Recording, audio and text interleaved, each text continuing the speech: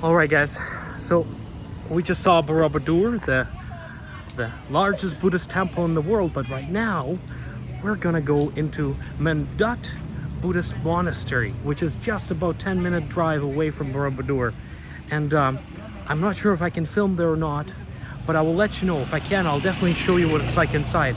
This is where actual real Buddhist monks live in their traditional way of life, right here at the Mendut Buddhist Monastery. All right, let's go in and check it out. All right, guys, so we are walking inside the monastery. There we are. Oh my, look how beautiful it is. It's a beautiful little pond with a lotus plant, I think. Beautiful goldfish, and I think we have a stupa on the top there and some kind of obelisk. I'm not sure what this signifies, but as you can see, this is just a beautiful little yard here, and this is actually where the monks reside. Not too sure what the process is, but we're gonna find out together. It's my first time to a Buddhist monastery, so we're gonna learn together. As you can see, there's stupas here. These are sort of the regular stupas that are not open, only in Borobudur. As we learned, you can see the one with Buddha inside, but look at this. Beautiful, serene place. I think the wheel you see here, this is the samsara wheel, I believe. This is the wheel of reincarnation. So this is sort of what ties people to being procreated over and over again, leading them to suffer over and over again.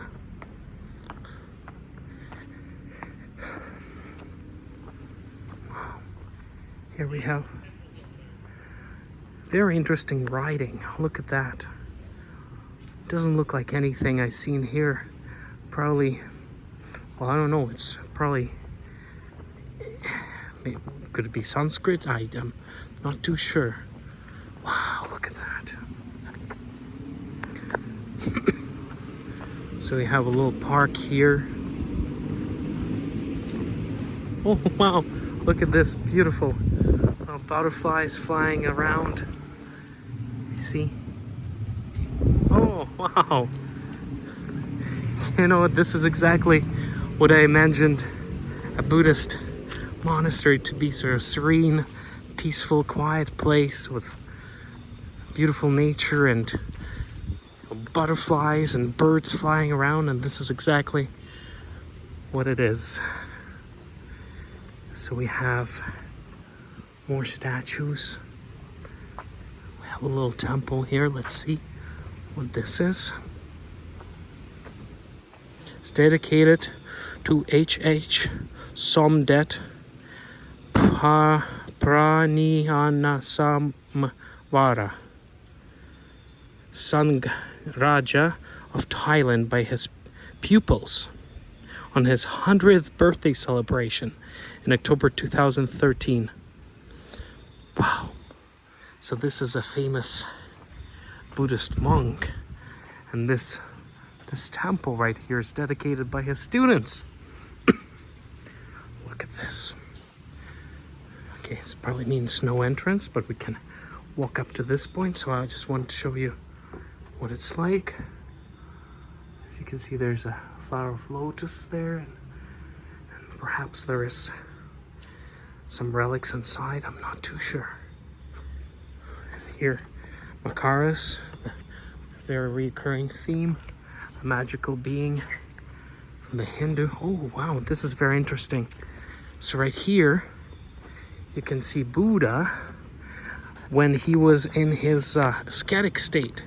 So in Buddha's wanderings, he actually went through a phase where he would eat barely anything, basically starve himself extremely, and to a point where he was just skin and bones.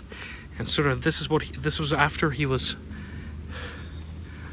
No, I believe this is before enlightenment. Yes, of course. So this is before enlightenment, but so, and then there's a famous story how he met a girl by the river and she offered him some nourishment and he ate, and from that day he decided that, you know what, starving yourself and possibly dying is not the proper way. You gotta find balance in life. And so from then on he started to eat more normally again and practice different types of meditations, but this is one of the important chapters of Buddha life when he was in kind of in his most extreme ascetic style. And you know what's interesting? Look at this, right on the top of Buddha. There's a little bug. How cool is this? Why is it right on top in the center of the statue? I don't know, but it's quite a fitting place for this beautiful bug to sit. All right, so here, I believe this is a Bodhi tree again. So this would be very telling, you know. This is how Buddha got his enlightenment. So he sat under the tree for many days and meditated and meditated and meditated. And eventually, you know, he so through his meditation, he sort of went through fighting with the devil, and what I understand, either it was symbolical or physical, but he sort of fought the devil and his armies and defeated him. And perhaps it, of course, was in his mind. So he sort of fought with his mind and defeated the devil, you know, the evil. And after that, he reached enlightenment under a Bodhi tree. I believe this is one, and so it would be just like this. He was sitting and meditating and would find nirvana, the enlightenment, and become Buddha. All right, well, let's keep our walk through this beautiful monastery. As you can see, there's more statues. Here's Buddha with a beautiful scarf placed upon him. Here's more. Here's another temple, but it appears to be closed. It says do not enter. Here's another beautiful little park here, side park, with what appears to be another stupa. And I think walking up to the main, yes, look at that. Wow. Okay, let's see this. So this is interesting. This Sakyamuni Buddha statue is supposedly from Japan, from a Inmuroji temple. I think that temple dates, well, it's I can't really understand. So see, it says 777 AD, but I'm not sure if it is a statue that is that old, or if that's where the temple was formed. But, you know, who cares? The main point is that this is a statue of Buddha that the Japanese Buddhists brought here to their Indonesian Buddhist brothers to sort of strengthen their connection. How beautiful is that? So you have a statue from Japan. As you can see, the Buddha looks a little bit different than the Buddhas we see here. Such a unique thing. And I guess behind him, well, I'm not strong in Buddhism, but perhaps that's the leaf of the Bodhi tree. Maybe that's what that's representing. I'm not too sure. Interesting. As you can see, it's very aesthetically beautiful. There's a little pond sort of surrounding it. Very nice. Man, this place is just beautiful, very peaceful.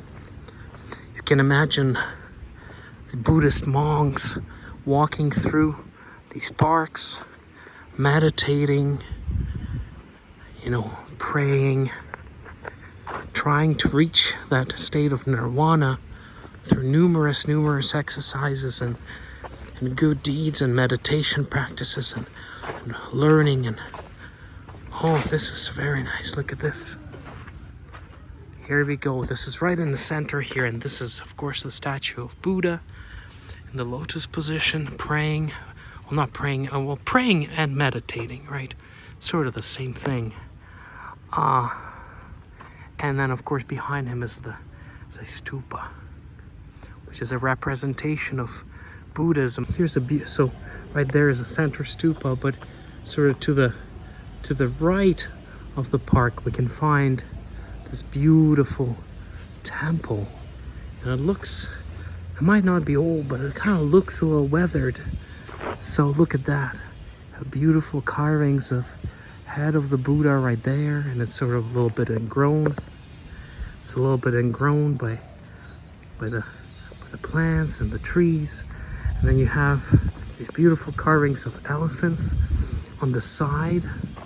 Look at that. So cool. And here's some beautiful deities with lotus flower put in here. And then, of course, here, as you walk in, you have the Buddha himself. Curious as to what this hand gesture means. Usually, when the hands are like this, it means openness.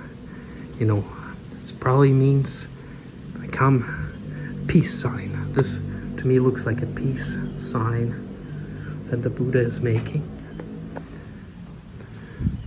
And then here we walk in. That's the other side of the temple. But here's a sort of reverse of this one. This one looks a little different. So I'm not sure what this means, but please leave your comments below. I'd love to hear from you. Some of the details that I missed in this temple. Perhaps you can help me educate myself on what some of these statues are and what is the significance of them.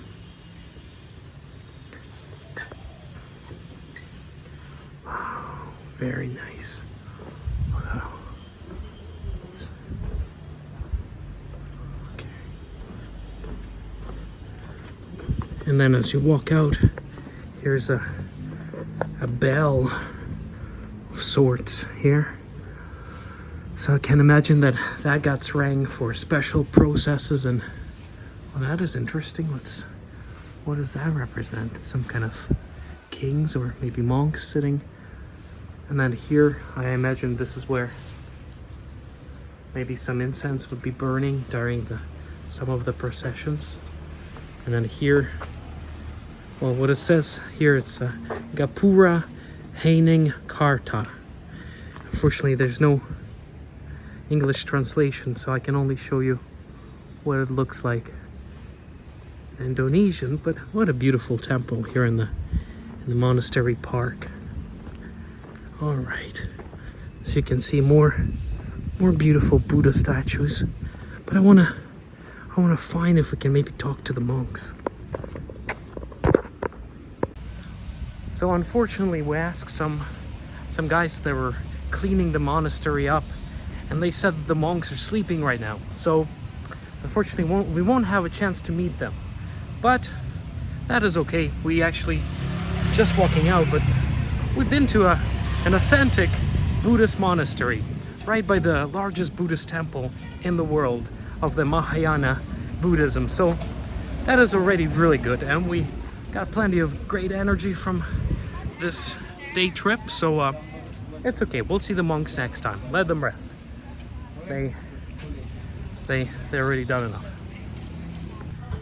All right, guys. So right by the Buddhist temple, we have by the Buddhist monastery, we have Candi Mendut.